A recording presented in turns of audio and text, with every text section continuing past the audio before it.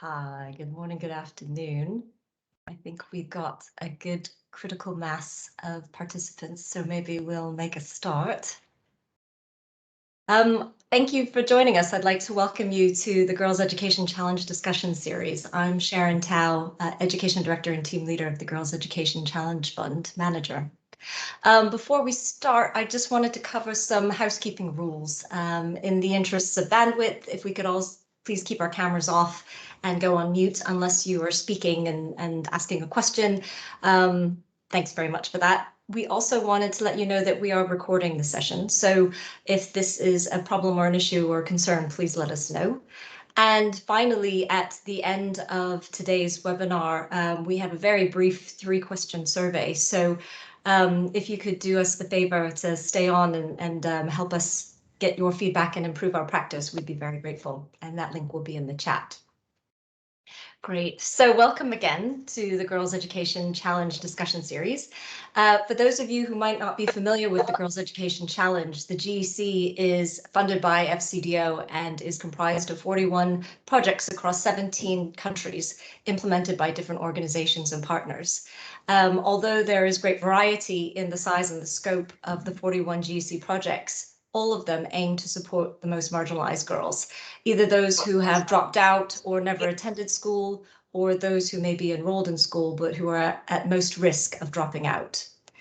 That said, this discussion series aims to present the GEC's learning and analysis regarding the impacts of COVID-19 on girls and how the GEC projects, fund manager, and independent evaluator responded to these impacts in their different roles and capacities. Last week, we had a webinar, our first webinar of the series, which was presented by the GEC's independent evaluator, headed up by Pauline Rose and Paul Atherton. And they presented their initial estimates of learning loss in Kenya and Nepal as a result of COVID-19. In upcoming webinars in this series, we'll be discussing gender-responsive approaches and lessons learned from South Asia, as well as doing a deep dive into 2 innovative COVID responses that came out of projects in Afghanistan. That said, today, we'll be hearing about how GEC projects in Kenya, Tanzania, Zambia, and Zimbabwe partnered with government and community networks to respond to the COVID-19 crisis. So without further ado, I would like to introduce our 4 presenters who will be speaking on this topic.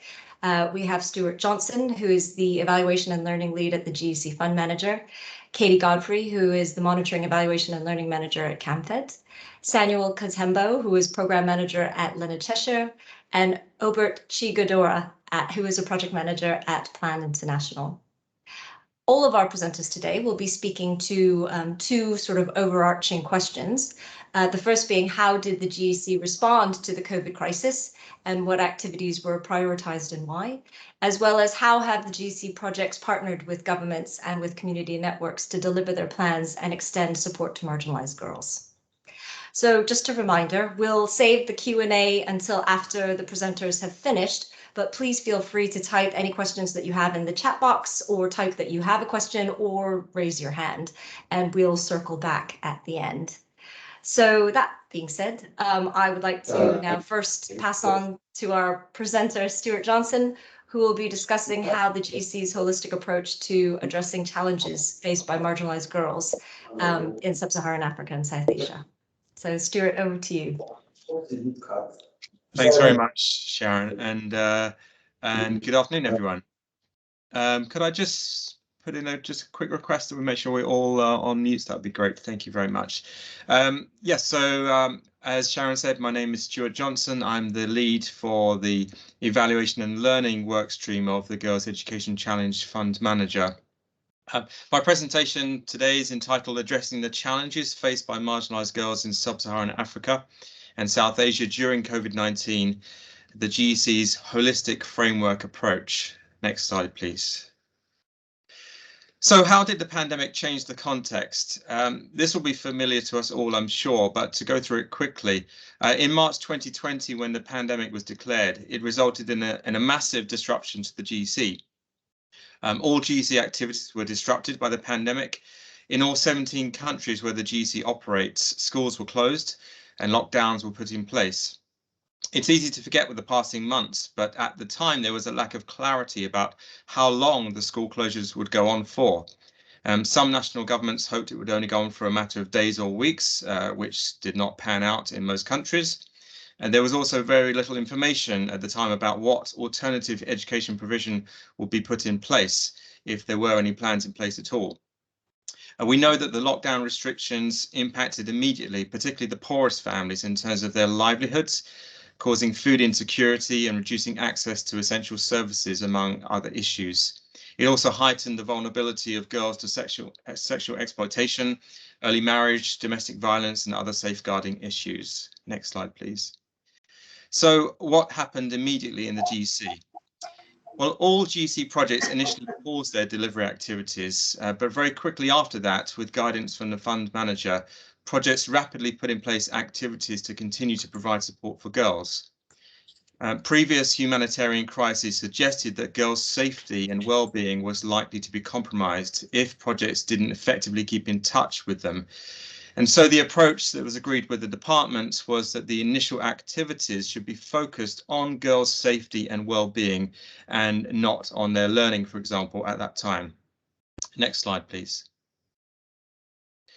The graph here shows in outline the number of activities delivered by projects by different types. To highlight a few things, we see that 37 out of the 39 projects put in place activities to keep in touch with girls, to monitor well-being and safety.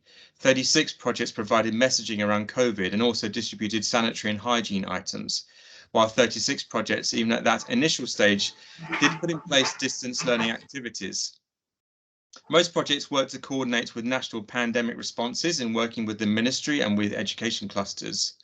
Next slide, please. 23 projects reported reaching at least 2/3 of the cohort girls in that initial 3-month period, whether it's by phone, radio, or by digital means. But often, interestingly, the most effective mechanism was through established community-based support networks that were already in place before the pandemic. Next slide, please. So that was the initial response plans. In the early months, many projects went out of their way to carry out rapid assessments to better understand the impact of the pandemic on the girls and the communities.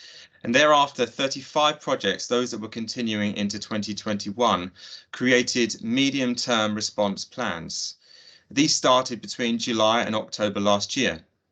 The focus of those plans, compared with the initial response plans, was broadened to ensure support for all GEC beneficiaries. And in terms of participating safely in learning, as well as tackling new challenges that were arising from the protracted nature of the pandemic. To support the development of those plans, the GEC fund manager created a framework which had 5 domains to help structure the plans. Next slide, please. And this is the framework here. It's a 5-fold framework. The first domain was the continuation of teaching and learning. The second was on well-being and resilience. The third was social protection and safety. The fourth was influencing society and institutions. And the 5th domain was about returning to school or to learning centres. Next slide, please. We can see from the graph here an indication of the number of project activities across the GEC by those 5 domains. What we see there is that domain 1 had the most activities, that is the continuation of teaching and learning. But interestingly, the graph also splits the activities in terms of those that were existing activities pre-pandemic, those that were adaptations of existing activities, and those that were completely new. What we see is that just over a third, 37%, were existing and unchanged activities. 43% were adapted, but only 20% were entirely new. If we focus on the new activities, the domain which had the greatest proportion of new activities was domain number 5, which is about returning to school. So that was the area where most innovation was needed, or where new activities were needed to ensure that girls were able to go back to school. The forms of new activities that were most common across the framework were distance learning activities, supporting schools to reopen, COVID-19 health and hygiene messaging and distribution, campaigns around enrolment and returning to school, the creation and distribution of learning resources, and curriculum development.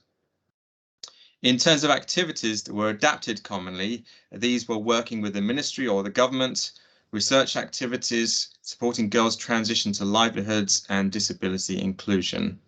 Next slide, please.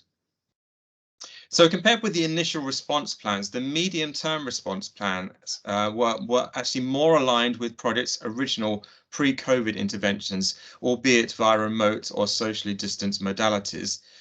The adaptations compared with the initial response plans included reaching girls who didn't have access to phones or the internet, which was a learning from the initial phase, and also meeting girls' psychosocial needs, which was an area for which there was evidence of increasing need as the weeks of the pandemic turned into months. Projects have strengthened and extended national COVID-19 responses to reach the most marginalised.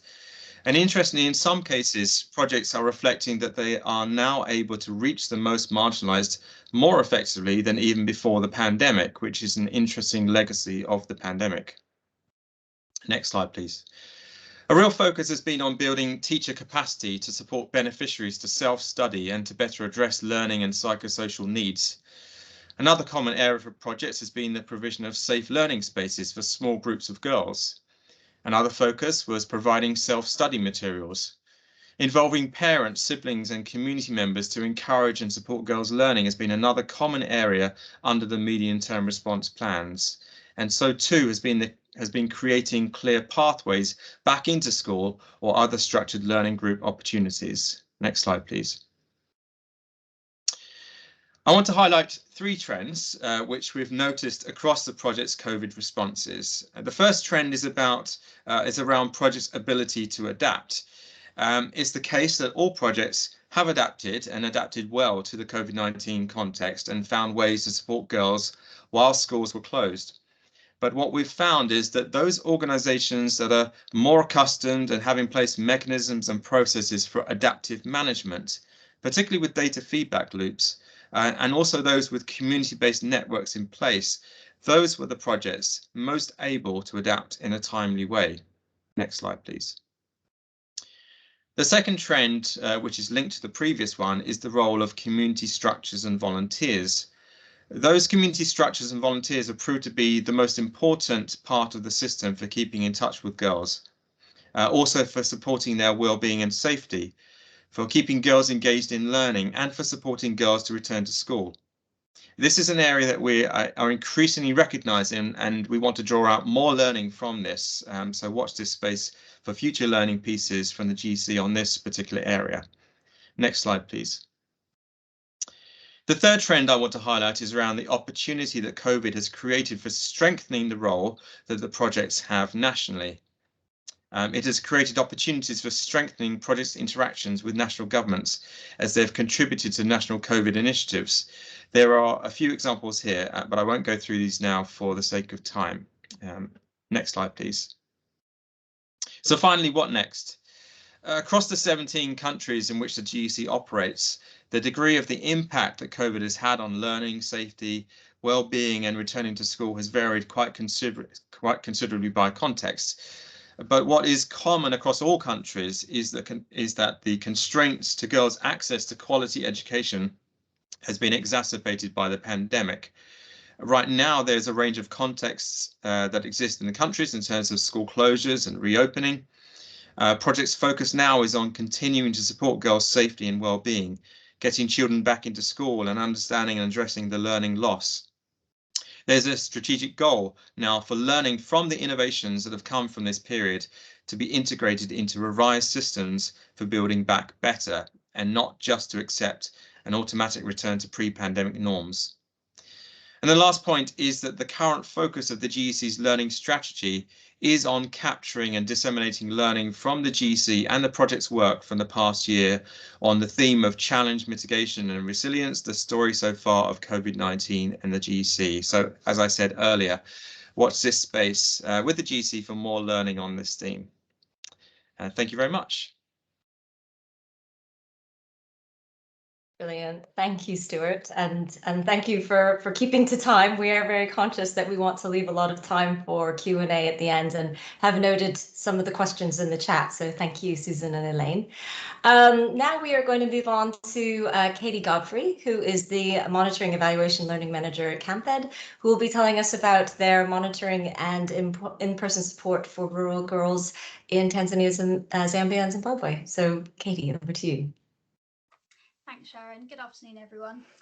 As Sharon said, I'm from CampEd International, and although I work mostly with the Zimbabwe team, what I'll be taking you through today is the methodology and the findings from some rapid monitoring that we did following the school closures in Tanzania, Zambia, and in Zimbabwe, and as well as looking at the methodology and the findings of that monitoring. I'll also take you through some of the programmatic adaptations that we made as a result of the findings and some of the changes that we've made to our monitoring approach as well. Next slide, please. So obviously, as Stuart's mentioned, the school closures meant that we had to change both the method and the purpose of the monitoring that we normally do for our supported students. We've switched from monitoring every student with an in-person visit at school each term and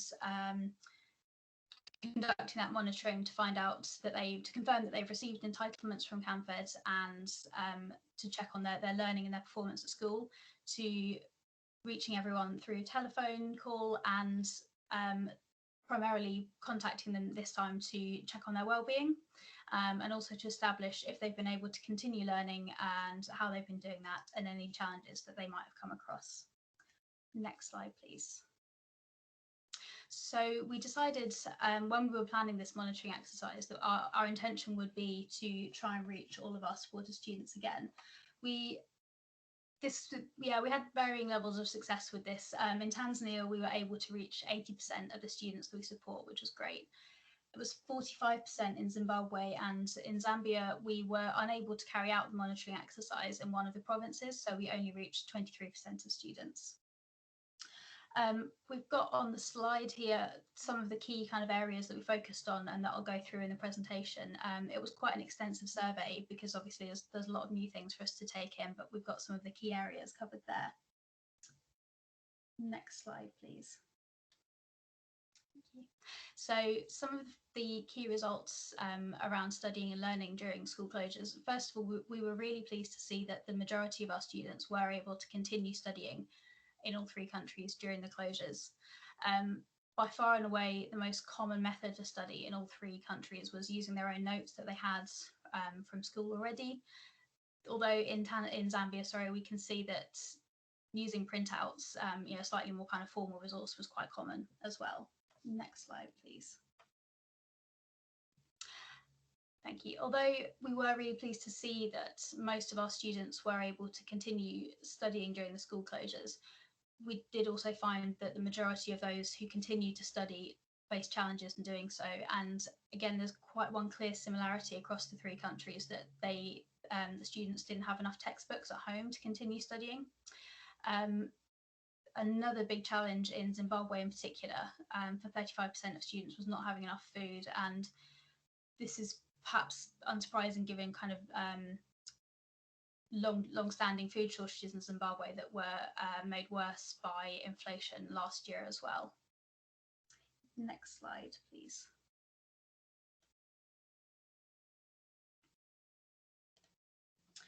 So once we'd assessed whether students were able to continue studying and what challenges they were experiencing, we asked them about the forms of support that they would need to if they were able to continue studying at home.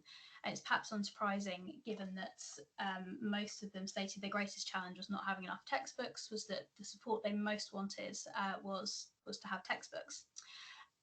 Access to the internet was also a really commonly kind of desired form of support, although the method that this should take, it did vary quite a lot across countries. Some students wanted laptops, some wanted smartphones.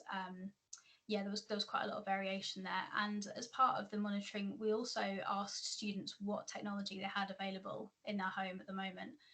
And that revealed that radios were the most common form of technology available, although even then, it ranged from sort of 38 to 49% of students across the 3 countries having radios available. So when we were considering how to respond, we had to do this kind of with this sort of very low levels of resources in mind as well. Next slide, please. Thank you. Oh, I think something's gone awry with my header there. It should say key results, support from CAMPED stakeholders. So we asked students whether prior to the monitoring, they'd already been contacted by CAMPED stakeholders. And just to zoom in on Zimbabwe here, 43% of the students that we reached had already been contacted by a CAMPED stakeholder. And this is most commonly by a teacher mentor who is a teacher in the partner schools that CAMPED works with, who will take on extra kind of mentoring and monitoring responsibilities. And 18% of the participants who'd already been contacted have been reached by a CAMA member. And for those of you who aren't so familiar with CAMPED, CAMA members are members of our alumni association. So continuing to look at students who've been visited by those 2 groups, those visited by or those who've been in contact with a CAMA member, 3/4 of them had received an in-person visit, and nearly half of those who'd been contacted by a teacher mentor had also received an in-person visit. And I think it's really important to highlight that these visits weren't prompted by kind of a central CAMPED office. These were just these community-based stakeholders deciding that these students needed to be visited and they needed to be to have their welfare checked up on and to see how they were managing during school closures.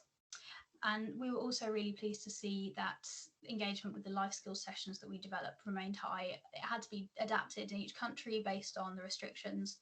So CAMA members were meeting perhaps one-to-one with students, sometimes over the phone, sometimes in small groups, in order to comply with the restrictions in their country. Next slide, please. Thank you. So turning to think a bit about the programme adaptations that we made as a result of this monitoring exercise, these kind of fell into 2 broad themes. One was short-term adaptations to help us ensure that our students could continue to study at home, and also adaptations to try and ensure their well-being. So all countries focus primarily on providing study material so that students could continue to study at home. And in Tanzania in particular, there was quite a focus on providing additional support to students who were in the examination grades. So we've got some examples on the slide here, but things like making sure that they had access to past papers and homework exercises so that they could prepare for their exams. And in some cases where we found that students were facing particularly heavy farm work burdens or heavy chore burdens, extra arrangements were made for them to board at school and to have meals at school to kind of remove them from those challenges. Next slide, please. Thank you. And yes, the other kind of stream of our programme adaptations focusing on student wellbeing. Although it was Zimbabwe where students were particularly likely to rate not having enough food as a challenge to continue their studies, in Tanzania and Zimbabwe, again, without prompting from kind of a central CAMPED office, our community-based stakeholders were identifying students and households who needed additional support with food, who needed food parcels, and they were organising, purchasing and distributing these via their own networks. We also changed the way that we worked with our community-based stakeholders who might fulfil a kind of a voluntary role for CAMPED, particularly those who would normally be visiting students in school.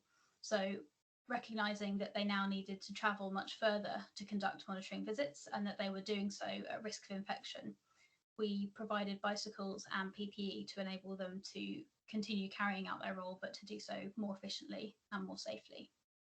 Next slide, please.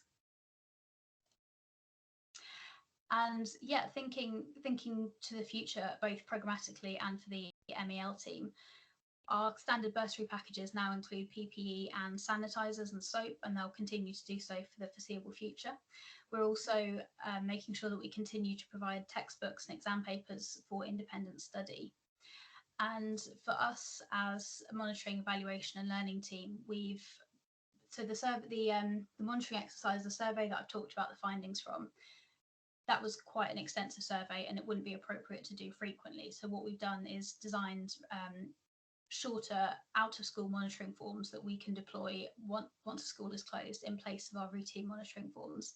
And we've already had cause to use these due to COVID this year in Zimbabwe, but they would also be suitable to use in, in future situations where a school might be closed due to a climate event or political unrest, something like that. So it's left us with some tools to use for the future as well. I'm going to wrap up there and pass on to Samuel.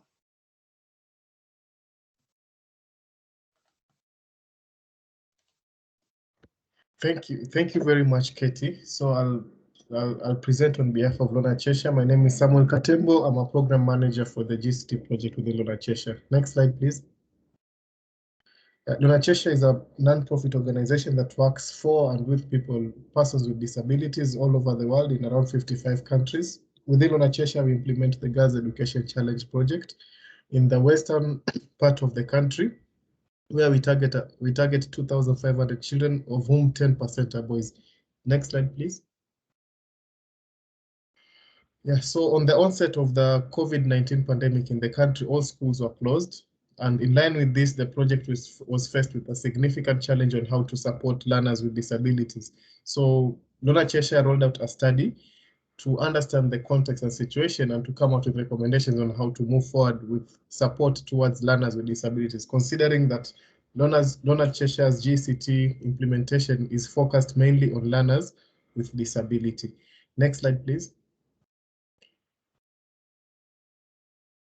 So why was it important for us to do a study? It was important for us to do a study because it will help us understand the context. It will help us understand what kind of resources are already available with the children. And also what happened during the onset of the pandemic was that we were receiving several requests from partners and stakeholders and communities. So we needed to know what was the reality on the ground. And also because of the increase in child protection cases, there was need to establish what kind of support that will go into the communities to ensure that this was managed. Again, as I said earlier, there was lack of reliable information, and hence we conducted the study. Next slide, please. Yes. So once we did the study, there were key findings that came out.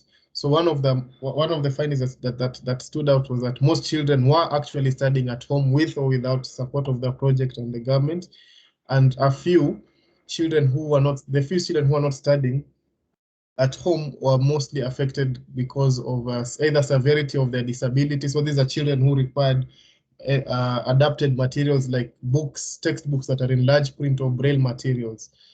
So those were the children who lacked study material.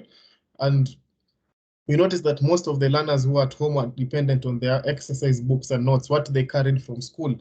And there was a notable lack of textbooks, since most of these textbooks were locked back in school the day they left school after all schools were closed. Again, only 10% of the targeted children were accessing radio and TV lessons. The Kenyan government was rolling out radio and TV lessons. So amongst our target group within the project, only 10% had access to these radios and TV lessons. Again, this was because of various issues around the economic setup, the setup at home, and a number of contextual issues that each child was facing. So from the findings, again, both teachers and parents noted that there was need for support, and for the parents and the teachers to be supported with adapted materials, especially in the context of supporting learners with disabilities access learning content. Some of these parents do not understand, the adapted materials that their children needed. Some of these parents don't understand Braille. Other parents don't understand sign language, and they're dependent mostly on the teachers. So there was a need for the parents to be supported in this area. Again, parents categorically say that I've talked about education resources. So another issue that came about was the home environment, which most children noted was not conducive because, one, there were a lot of distractions and noise. There was poor lighting. in some homes, we had also children who reported that the fact that they were at home, they were added additional chores for them to do, and hence they could not find time to study. So again, the children interviewed, and also the teachers raised a number of concerns around psychosocial worries that they had, worries about their mental well-being, worried about their health, and all that because of the extended homestay that the pandemic left the situation in. Next slide, please. So from the study, a number of recommendations came in, and one of the key recommendations that came in was to ensure that children have a proper timetable for reading. So this enabled the project to send out a format and a proposal that each child in the project develop a timetable. There was need for involvement of the parents in home learning. Again, the children reported that, you know, if the parent is concerned, it motivated them to continue and push ahead with their learning at home. But if the parent is less concerned, then we will find that the children also are not as motivated to continue with learning. So again, there's access to smartphones and TV and radio. This was mainly to support in accessing information through the various. This was mainly to support with information through the various medias that are there. Access to assistive devices and adaptive materials for learners who need them. There are some learners who have severe impairments that require adapted materials. So, for example, these are reading glasses, magnifying glasses. The learners who require braille materials. The learners who require styluses to write. So, some of the recommendations that came in was to avail these materials to these children, and provision of ICT devices. And I've talked about access to TV and radio. Thank you. Next slide, please. Continuing with the recommendations, there was need to facilitate basic equipment. Again, there was need to provide the learners with solar lamps to improve the lighting around the homes. It was also recommended that the project support the learners with kits. These are sanitary or dignity kits for the girls, so as to ensure that we can ensure that they are shielded from the GBV risks that arise from the lack of sanitary or dignity kits. Again, there was a need for the learners, for reaching out to the learners and see how some learners, again, who have certain types of impairments, can have face-to-face interactions with teachers and other government officials who can provide them with the necessary services. And the children interviewed also had concerns and worries about school closure. Again, these are whether schools are going to be reopened, and some of these concerns and worries led to an increased psychosocial load on them. Next slide, please. Again, the study also emphasized for the need for close collaboration with the government and school community, so that organizations that are implementing during this pandemic needed to collaborate closely with the government to avoid replication of activities with either the government itself or other partners and other players in the field. Again, despite the pandemic and children being at home, there was need for organizations and stakeholders to start thinking of how to reopen schools. So thinking ahead, and so that by the time the government is reopening schools, that doesn't come as an afterthought. So planning ahead, if schools are to reopen, what are we supposed to do? So by then, when we were doing the study last year, these were some of the recommendations that came in. There was need to ensure that there's greater availability of learning materials. I've talked about that, and establishing safe spaces where girls and boys with disabilities can be taught life skills and provided with dignity kits and some form of community-based learning. So this was another recommendation that came from the children themselves. They felt like the isolation was hurting them, and they felt like they need to come together at some point, even if it's at community level, at household level, where 3 or 4 households can bring their children together and talk. So again, for the teachers, there was a recommendation that there is need for some form of online capacity building and continuity of capacity development for the teachers, so that if the project has enough resources, we can continue building the capacity of teachers through online platforms. Next slide, please. So yeah, what has Lona Cheshire managed to do so far? So after the study, we had a joint meeting with government stakeholders, and which was held both online and face-to-face, although it was minimal on face-to-face, most of it was online. With our key stakeholders, these are education directors, directors of children's services, various government players that we had, and we showed them the findings, and we developed a joint work plan based on the budget that was available. From this, we developed our medium-term response plan, as Stuart talked about earlier, and other SOPs that were to guide how to conduct activities safely, both health-wise and also looking at the safeguarding and child protection needs. So again, after the meeting, there was also regular feedback meetings with the government trying to review the plans and adjust the plan based on the changing context. For those who remember, the context was rapidly changing at that time. So you're having regular review meetings and feedback meetings with the government, trying to review that. Next slide, please. Key activities that were conducted after this was provision of medical and rehabilitative support for learners with disabilities. There was distribution of dignity kits to project beneficiaries. We also supported follow-up and facilitated the Department of Children's Services to conclude cases that were going on. We had a lot of cases around pregnancies, early pregnancies, defilement. So we worked together with the Department of Children's Services to follow up on those cases. There was development of an information resource pack on GBV, COVID, and disability management. Why did we have this resource pack? Because there was a lot of information about COVID that was going around. So we felt like it was important that we standardize the information that parents and communities that we work with are getting, and through that we ensure that the information is also streamlined with the needs of children with disabilities. We also implemented a bulk SMS service for project beneficiaries. We reactivated a toll-free line. There was a toll-free line that we had. We reactivated it because we were working closely with the Department of Children's Services, but then we noticed that by then the Department of Children's Services some of the officers were not on ground again because of the COVID pandemic. So we reactivated our line, and we were taking up some cases and forwarding them to the necessary departments to follow up. We did a lot of psychosocial counseling for both the children, and sometimes very little for the teachers. We conducted radio shows. We piloted a form of distance learning for capacity building for teachers. So the distance learning was mainly for the teachers. And we also provided solar radios and lanterns for remote learning. So for Lona Cheshire, we worked with the government to support the ongoing learning that was being done through the radio and the TV. So through that, we had to provide solar radios and lanterns for the teachers. For the learners. Sorry, next slide, please.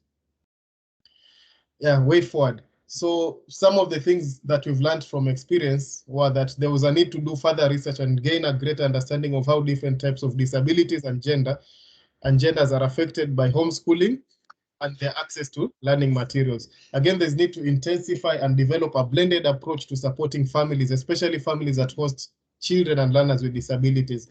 So practical advice and information on how to manage home learning, emotional support and encouragement, and if possible, financial support for such families.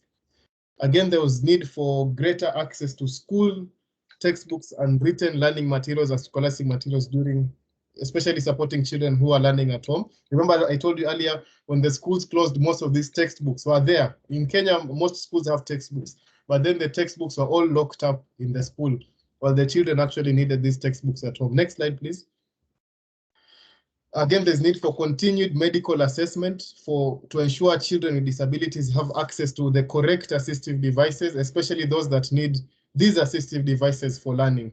So for learners with disabilities, there's need for constant and regular assessment and reassessment to ensure that they're provided with the necessary support. There's need to work closely with the Department of Children's Services in our local areas and explore alternative ways of identifying children at risk, at harm, and for children who have been abused, referring them to appropriate authorities. Some of these cases of child abuse are mostly identified at school through teachers. So what happens when children are at home? So we need to work very closely with community resource people and other community level structures to ensure that they're empowered on how to identify these cases and follow through until they're concluded. Again, to use this opportunity where schools are closed to increase teachers' capacity. So as we focus on the children, we should not forget the teachers. So we should also constantly engage the teachers to ensure that they get the necessary capacity building during this time, and if possible, provide them with the necessary ICT and digital resources. Next slide, please. Oh, thank you very much. That's all from Donna Cheshire and from myself. Thank you for your time. Brilliant. Thank you. Thanks, Samuel. I'd like to now pass over to our colleague Obert, who's a project manager at Plan International, who'll be talking about their response in Zimbabwe. Hello, thanks. Thank you, Sharon. Hello, everyone. My name is Obert Shigodwa, the SAGE project manager. So SAGE is a non-formal education program that is offering accelerated learning to out-of-school adolescent girls. So I'm going to be sharing our experiences on responding to COVID-19 and ensuring that the girls that we are supporting continue to access learning during the COVID-19 pandemic. More specifically, I will also look at the different actors that have emerged with at community level who are actually supporting the continued access to education for the marginalized girls. Next slide, please. So when COVID-19 struck in our context, that was March 2020 last year, upon the introduction of lockdowns, one of the key things we needed to understand was the changing needs of the girls. But more importantly, we needed to maintain contact with the girls during that period. So the first thing we had to do was to conduct a survey to understand the different touch points that were accessible to the girls. And from that survey, we noticed that about 87% of the girls, most of them, had access to phones, but these were just basic phones which were compatible with the phone calls and the general SMSs. And most of them didn't actually own the phones. So, but unfortunately, about 13% didn't have access to phones. So for those who didn't have access to phones, mainly it was girls with disabilities, girls from apostolic communities, and girls who have never been to school. So because of that, it really enabled us to think through our different ways of supporting to ensure that we also reach out to those girls who did not have access to phones. Next slide, please. Right. So then the next level was to understand the different opportunities which were now existing at home level, because the schools were closed, everything was on lockdown. So we needed to understand whether girls had the support at family level to be able to embark on home learning. So we find almost 80% of the girls, they confirmed that they can get family support to start at home, but not everyone was confident to with that move to learn on their own. About 60%, particularly girls with disabilities, girls who have never been to schools, and girls from migrant communities were the least confident to start by themselves at home. But what also helped this process to start at home was the fact that we had distributed some learning materials in the form of learner workbooks. So these were the materials which they normally use for them to practice learning at household level. So it really facilitated the easy process of home learning. But also there were concerns around well-being check, where most girls were reporting feeling isolated, particularly from the apostolic communities and young mothers. And also girls who reported that they didn't know where to report cases. Services were unavailable at community level because of the lockdown, and most of them, they began to feel unsafe should they encounter any challenge because they didn't know where to report the cases. Next slide, please. So on the part of the girls, that's what we had to understand, and it helped inform our adaptation.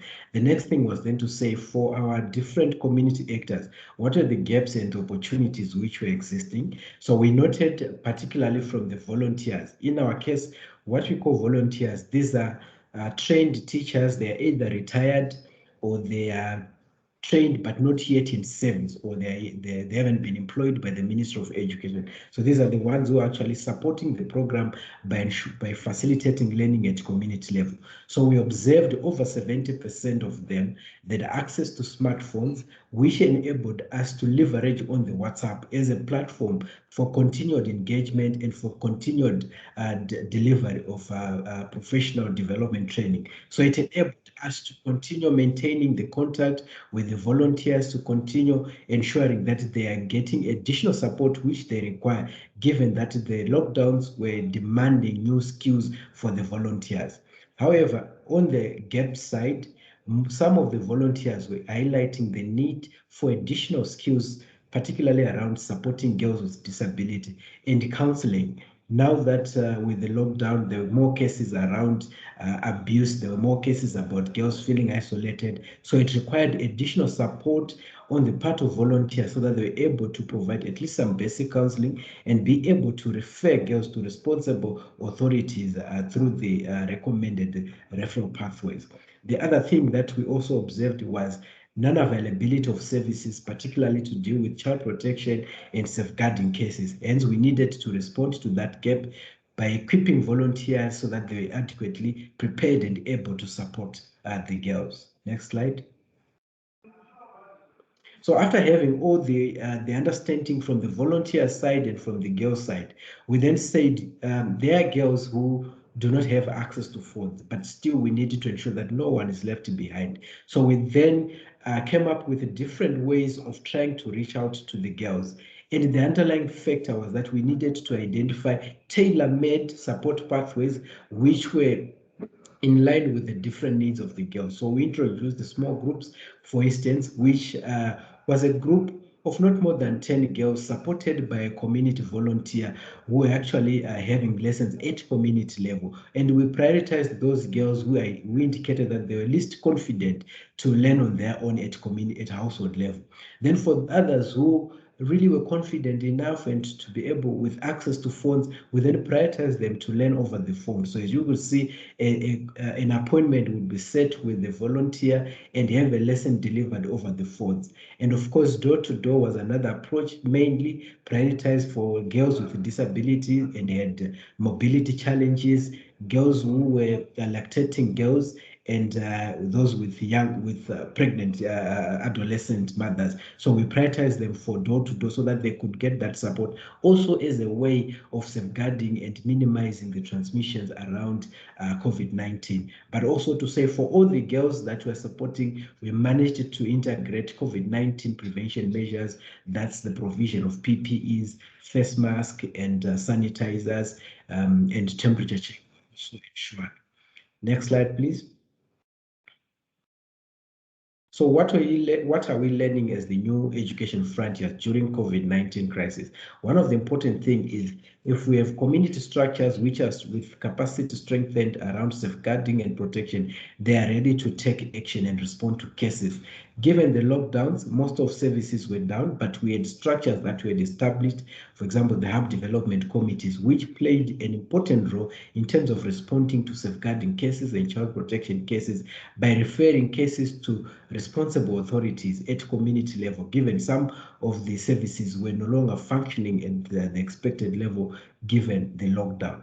But also the other important aspect was the capacity development of community volunteers, particularly on the new skills which were demanded by the lockdown. That's remote learning support. They needed new skills around how to remotely support girls over the phones, or even supporting girls in small groups. What were the new skills? So it emerged that they needed to be delivered, to be supported around that. But more importantly was to expand their role. So when we started, their role was mainly to deliver learning sessions.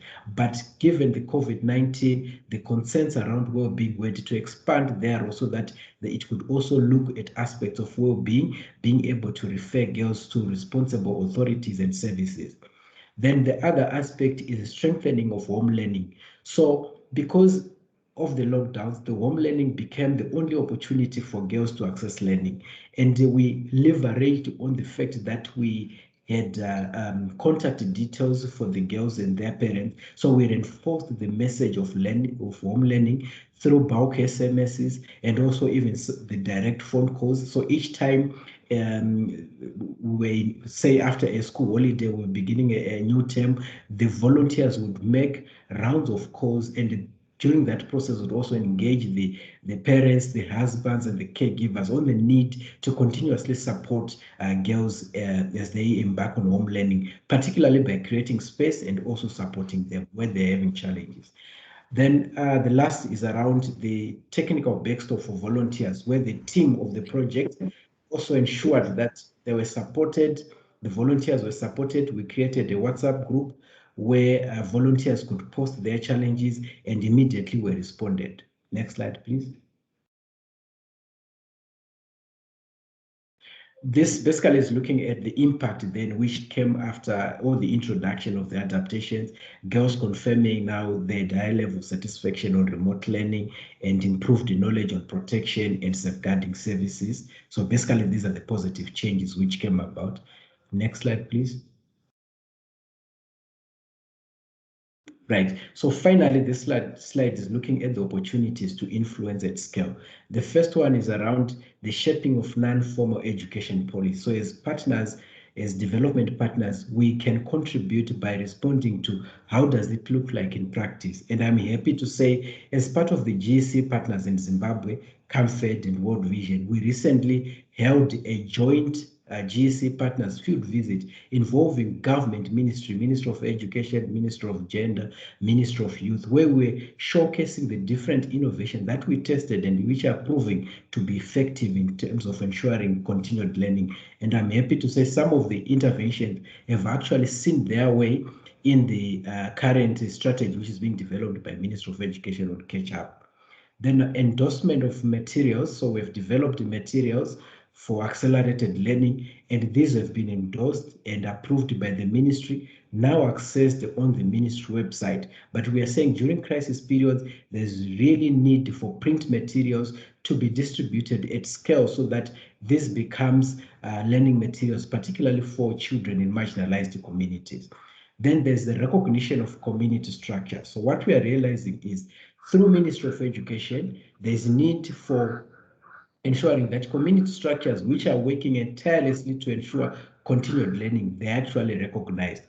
More or less the same with Ministry of Health, for instance, they are community health workers. I think it's also about time where we have community education workers who can actually support education during crisis period. Then lastly is the engagement of government to strengthen the non-formal education and sustain the intervention.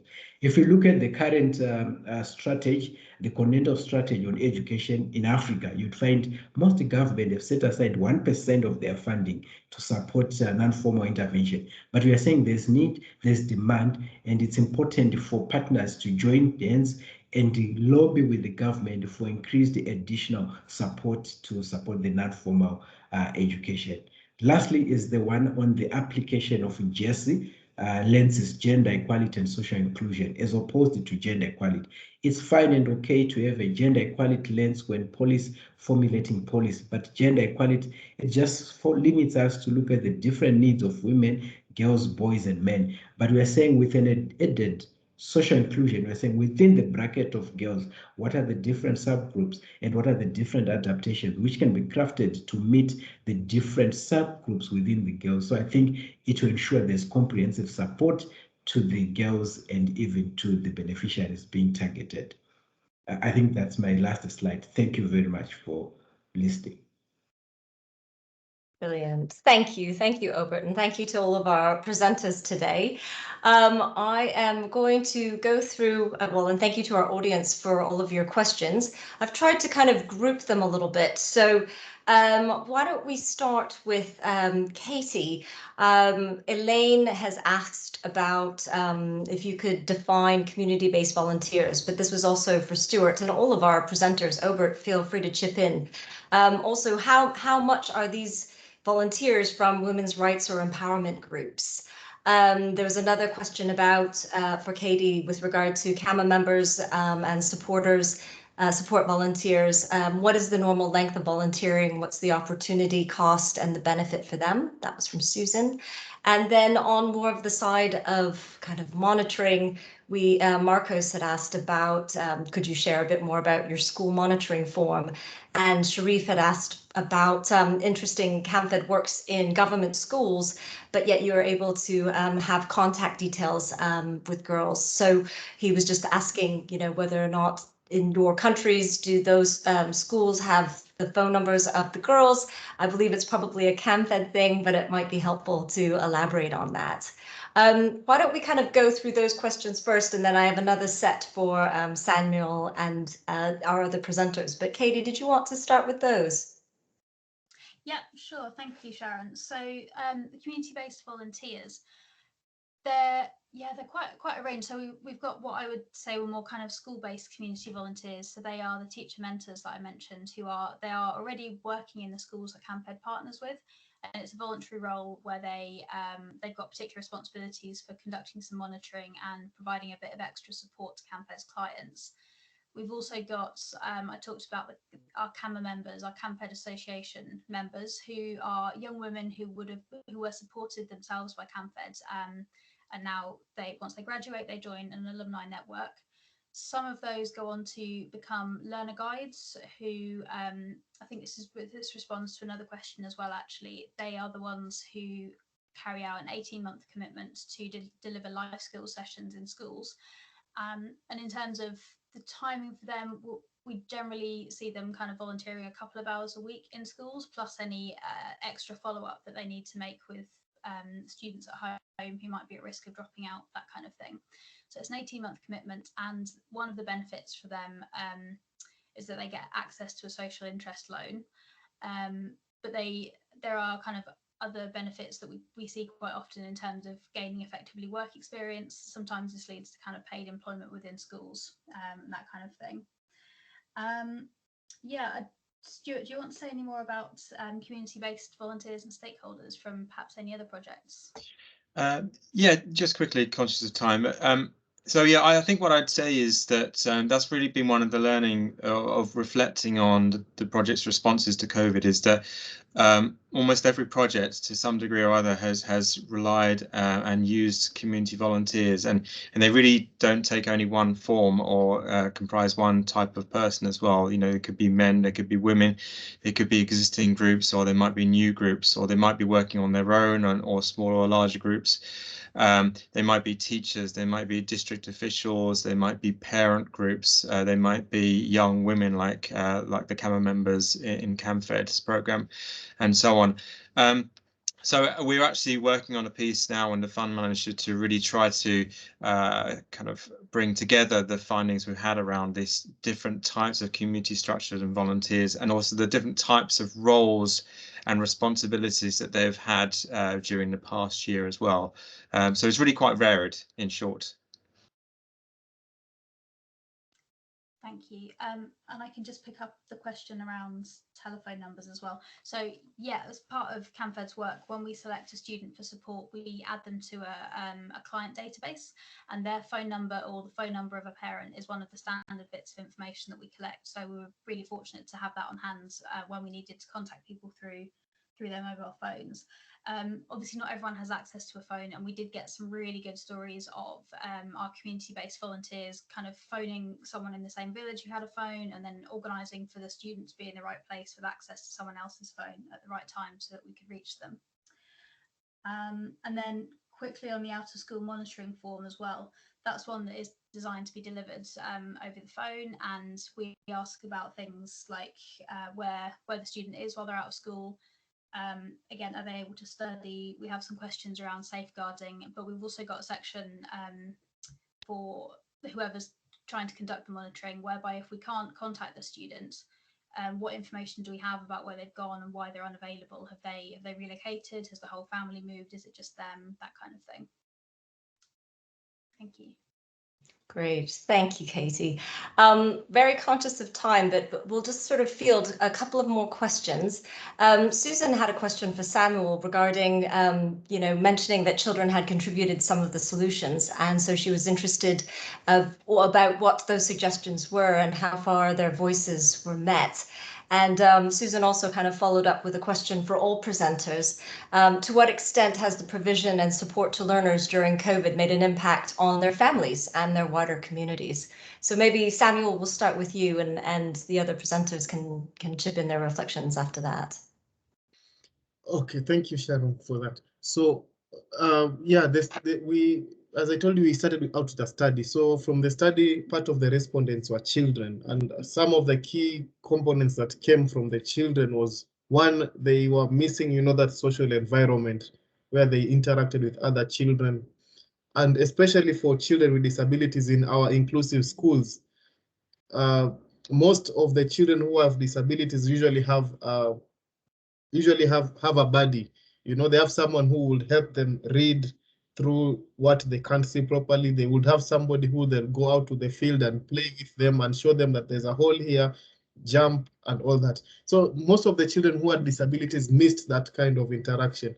And from that, we sort of paired some of these households. You'd find that if a teacher was to go out and was going out to do like community-based learning, they would link two households who are neighbors to each other, 2 or 3 households, and bring those children together where they'd have a forum for them to interact and talk. Of course, we developed an SOP that covered you know, the COVID containment measures.